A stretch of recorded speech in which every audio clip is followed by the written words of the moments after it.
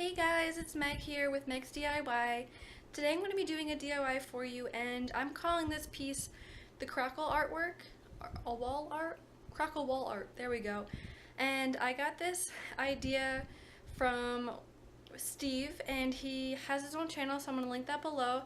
He's awesome, watch his videos. So this is what it looks like. The one behind me where it says it's okay, and there's a couple more around it with just the background, which is the Crackle part of it, and I absolutely love the way it turned out. Video and pictures give it no justice, but I promise you it is beautiful. And I added my own technique and my own style on top of it with the words, and I'm going to show you how to do all of that in this video. If you like this video, please click the like button below, give me a thumbs up, and if you have any comments or suggestions, I'd love to hear them from you guys. Step 1.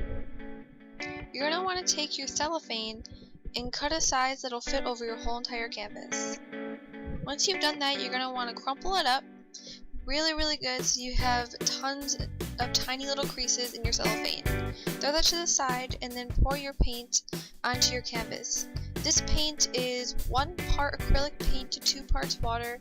You want it to be extra watery. And then you're going to want to unroll your ball of cellophane and just spread it out over the canvas. I allowed mine to dry for at least a day. Take it off and repeat with your top color, and then let it dry for another day, and there you go.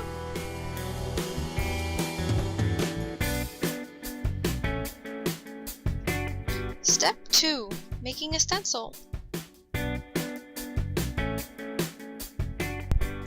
To make a stencil, first open up Word document and then type in the words that you'd like to use, and then just play with it for a while until you get the size that you'd like and the font that you'd like. I suggest using a font that is really simple. Yeah, I went through a lot of them, but don't do one of those that have the lines around them, because it's going to be much harder to do on your piece. If you're feeling ambitious, I mean, go for it. And another thing I like to say is you don't have to do this to make a stencil. You can go out and buy one if you really want to. I just didn't want to go drive to a store.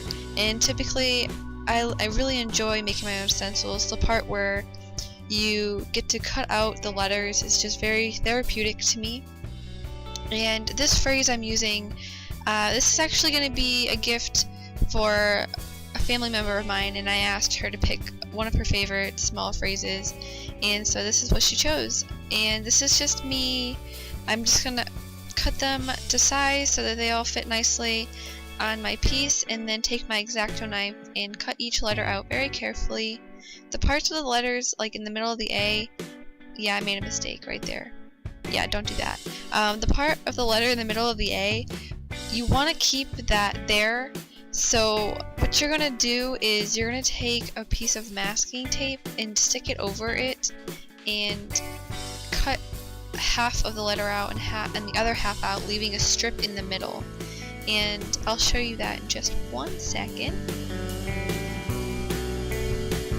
Right here, take your masking tape, stick it down, cut one side of the A, cut the other side of the A, and leave a strip in the middle so that the white triangle is still there. And there you go. And just continue to cut out your letters and place them down. I used masking tape to keep them still while I painted over them. And that is how you do a stencil.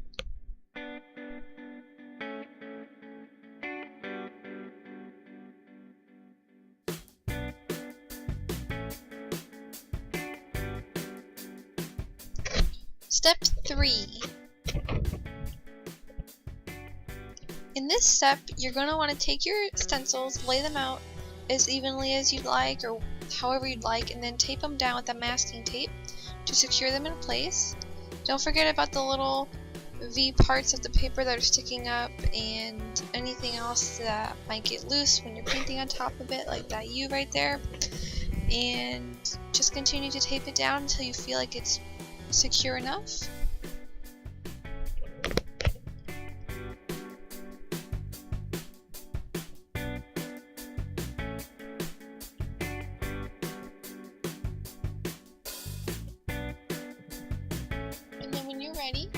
take your bowl of paint and a small paintbrush and very carefully paint over your stencil. And do remember, this is printer paper, so it's not very sturdy, so you're going to have to be extra careful. And I apologize for my cat walking in the middle of the video. He likes to help me out a lot with my art. But just go ahead and continue that until you finish.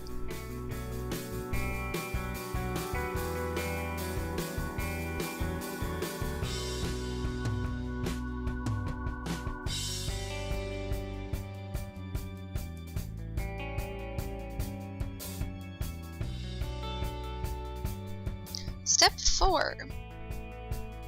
In this step, I'm going to show you how to apply the sand to your piece if that is something that you're interested in.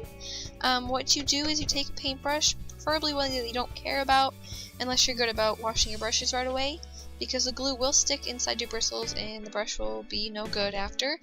But basically, you're just going to apply an even coat all over where you painted your letters and then sprinkle some sand on top. And then when you get through with applying all your sand, you want to just pat your fingers over the whole word just to ensure that the sand stuck to the glue. And then you can either tap it off right away, or you can wait until you do the whole piece and tap it off all at the same time. I would like to say that I am very proud of myself. I got this size canvas, which I believe is 11 by 8, maybe a little bit bigger. I got that in a pack of 2, and I got a 12 by 12 in a pack of 2, so essentially I got 4 canvases, and I paid $1.30 something for each pack, which is so exciting because canvas can run on the expensive side, so I am very happy about that. And then once you let your sand dry, I only let mine dry for like 2 hours, which is really bad of me. You should probably let it dry for a good day to ensure that it stays. But then what you're going to want to do, I used the same paintbrush. I was good about cleaning my brush, and you just take whatever color you want to color on top of the sand. The sand I just used to give my lettering some texture. It doesn't really give it any justice in a video or a picture or anything, but if you have this piece in person with you, it is beautiful. And if you do any other colors besides the color you used for sand, like if you do the black sand and like a white on top, it'll give it a nice washed out kind of look, and the black sand will show up in little bitty patches, kind of like if you do a washed out look of wood, it'll look kind of the same. I think it looks really cool. I don't know what you want to call it, but I just think it looks really, really cool. So basically, you just take your time and paint all over the letters to give it a little bit of a glisten. And if you like, and I highly recommend that you do, coat the whole entire thing with a Mod Podge, either a matte finish or a gloss finish, and then you'll be done. Alright guys, well I hope you liked that video. This is what the final piece looks like.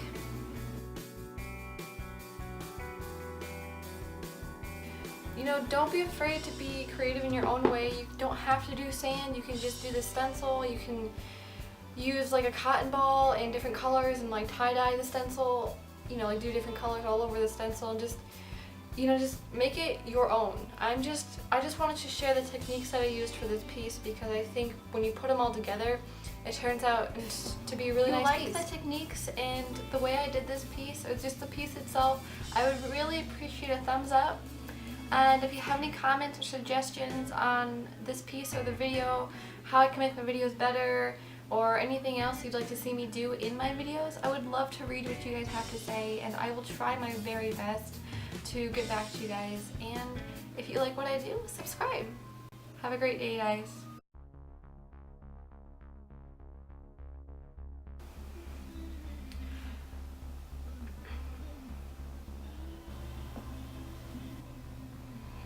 I don't like the way I feel right now.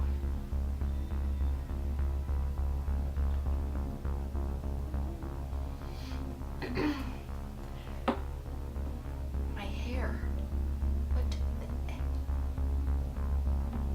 It is what it is. And that's it. Yeah. Yep. subscribe.